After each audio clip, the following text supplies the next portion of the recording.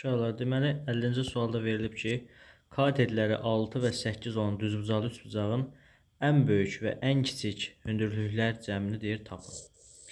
Birinci düzbucaqlı üçbucaqda hündürlüklər qeyd etsək, bilirik ki, bu iki katet onun hündürlüyüdür. Bu olsun A, bu olsun B, bu C. 6, 8 deməli Pifaqor ədədlər. Artıq hipotenüz məlumdur ki, 10-dur. Bizdən nəyə soruşur? Ən böyük hündürlük ilə ən kiçik hündürlük. Üçüncü hündürlük də bilirik ki, 90 dərəcədən çəkilmiş hipotenüzü olan hündürlükdür. Buna da HC deyək. Bunlar olsun HA, HB. Düsturumuz necə idi? HC nəyə bərabər idi? Katetlərin hasili bölünsün hipotenüs.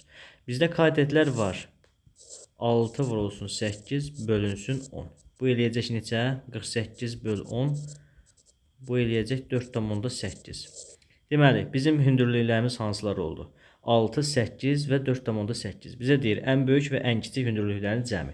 Ən böyük 8-dir, üzərinə gəlinsin. Ən kiçik də oldu 4,8. Cavab olacaq 12,8.